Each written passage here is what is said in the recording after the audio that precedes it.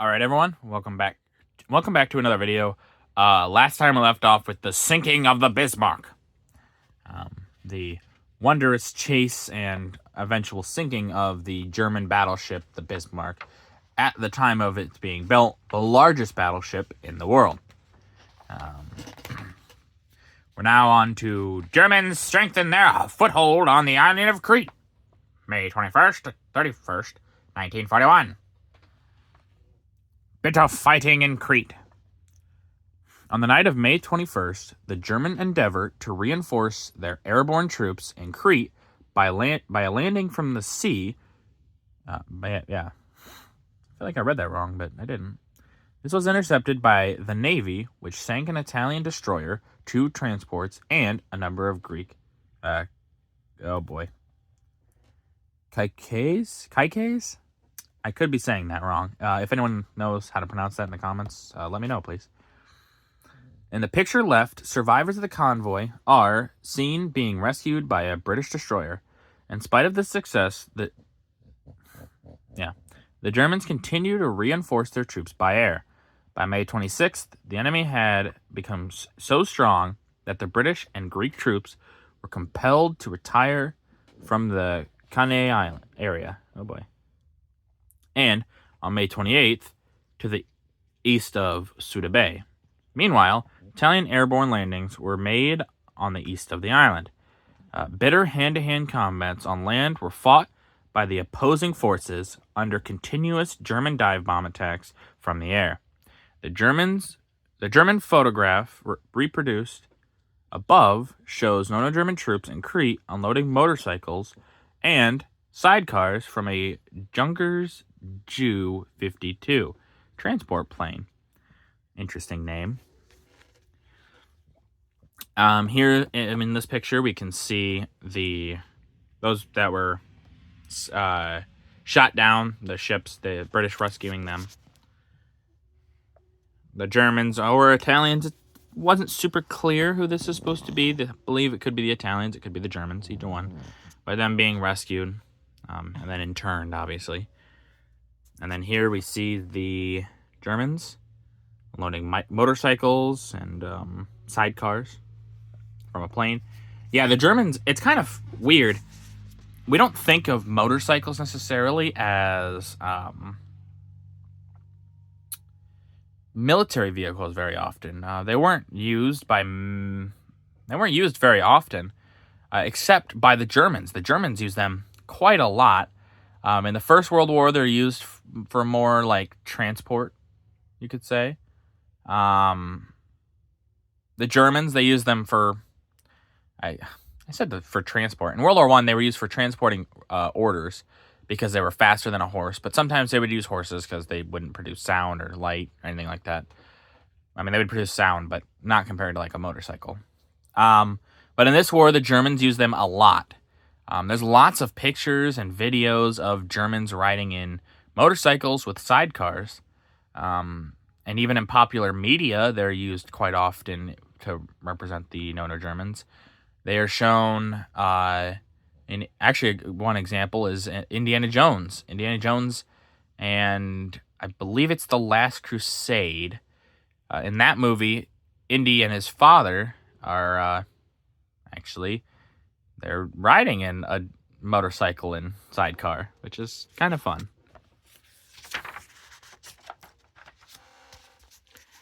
End of the campaign in Crete. Allied troops evacuated. June 1st, 1941. Allied troops leave Crete. By May 31st, the Germans in Crete had been so strongly reinforced from the air that further resistance by the Allies became impossible, and it was decided to withdraw the troops from the island. Air power had again tipped in the balance in the enemy's favor, for without adequate air support, the Allied troops were subject to constant bombing and were unable to obtain enough rest to keep them in good fighting condition. Evacuation began on June 1st, and, in spite of violent air attacks, the Navy took more than 1,700 men for the loss of 4 cruisers and 6 destroyers. The course of the campaign is depicted pictorially in the map. The pictures show left an enemy dive bombing attack On shipping in Suda Bay, right, smoke rising from Allied munitions dumps, destroyed before evacuating. We'll get to the picture of on the map here, but we can see here first, this is the German attack on Suda Bay. You can see the bombs dropping right there, and the just absolute devastation. This is actually obviously a picture from the air, but yeah, you can see all the fires and all the smoke. And then here we see a munitions just blown to bits, basically. Yeah, whenever you get one of these munitions hits, it would create huge explosions, basically, because you think all that ammunition just blowing up. It's kind of devastating. And then here we see the map of the enemy attack onto Crete. Now, it's not just the enemy attack, but also the evacuations. But here we can see those are the... I'm trying to find the thing. Huh. No. Those are the German airborne invasions. And we can see there's a bunch of little things around here. So, this is Sarigato. Oh boy. Goto. Anke. I don't know how to pronounce that. I am so sorry. This is German airborne invasion, May 19th. From here, it's from Greece, which is 85 miles to right here. But here we see this airborne invasion on the 19th. So we're all coming from there. And German troops landed by parachutes and troop carriers and gliders on Malines aerodrome. So right around here. There's Malines. We can see all the parachutists. Parachute troopers. German convoy attempting to land. It doesn't really show where it's supposed to be. I believe that might be this arrow, but could be wrong. And then here's an example. So you can know like generally around where everything is. Benghazi is from here this way, about 315 miles.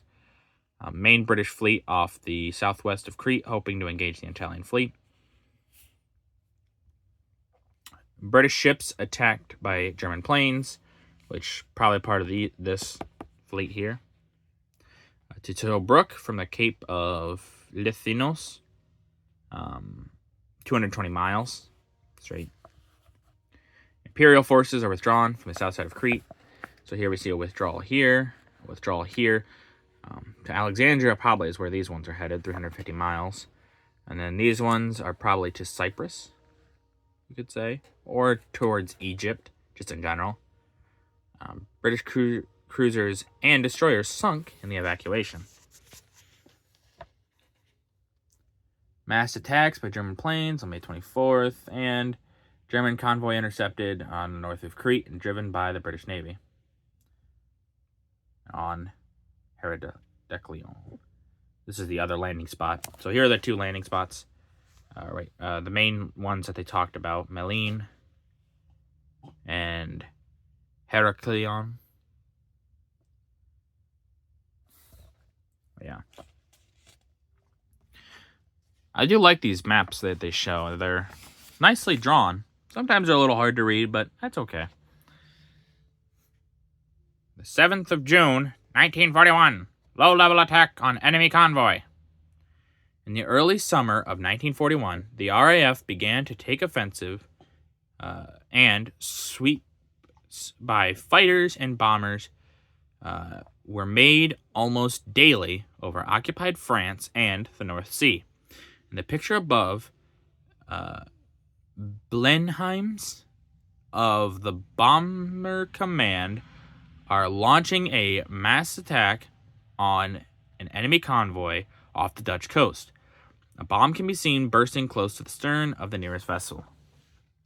So, right there is where they're showing the bomb blasting off. And we see those planes attacking the German ships. Yeah, once the RAF basically get total air superiority against the Luftwaffe, I mean, it's not total, but more or less. They launch these endless attacks, and it will plague Germany for the entire war. Until the very end, basically. we like to build up the Luftwaffe, but they really got outclassed in the Battle of Britain multiple times. Obviously, most of that is due to some of it is due to skill. A lot of the pilots in the British side were just really good, but another is obviously radar. Radar changes the face of war, you know. If you always know where your enemy is, it's a lot easier to just be like, okay, well, I can position better than they can, because you know and they don't. So, we're going to do this last one, and that's going to be it for this video. British and Free French forces enter Syria. June 8th, 1941. Allies cross Syrian border. On June 8th, British and Imperial forces under Sir Henry Matildan Wilson, cooperating with the Free French troops under General Catroux, cross from Palestine and Transjordan into Syria to prevent the Germans, with the convenience of Vichy securing a hold on that French-mandated territory. Little resistance was encountered at the beginning of the march, which was supported by leaflet-dropping aircraft. The British commander, anxious to inflict as few casualties as possible upon Britain's former allies, ordered his troops to use force only when absolutely necessary. The pictures show, left, above, Australian infantry marching across typical Syrian country. Below, shelled out and burnt out Vichy armored car. I apologize about that. And burnt out Vichy armored vehicles. Right, Australian troops moving cautiously up a hillside during the advance. So there we see those Australian troops going through typical Syrian land, as they said. Syria kind of has lots of mountainous, hilly land. Always has. Very rocky. But, yeah. We see that Vichy armored car transport that's been blown out. And, the general... A lot of the British sentiment was they didn't want to anger France. Because while, yes, Vichy France was under the no Germans' thumb, they were still allies once, and they probably still a lot of French consider themselves allies. So, if you make too many hard reprisals against a former ally because they're helping the enemy, well, then that former ally that might still think they're your ally might go, well, at least the Germans aren't bombing us anymore, even though the Germans were doing some atrocities to the French people. But, yeah, you don't want to accidentally turn French sentiment into, well, the Germans aren't so bad comparatively. And then here we see those troops cautiously going up this hillside because they don't know what could be up ahead, or they don't want to accidentally jump in too quick and find not so friendly faces. Alright, well, that's going to do it for this video. If you guys liked the video, leave a like.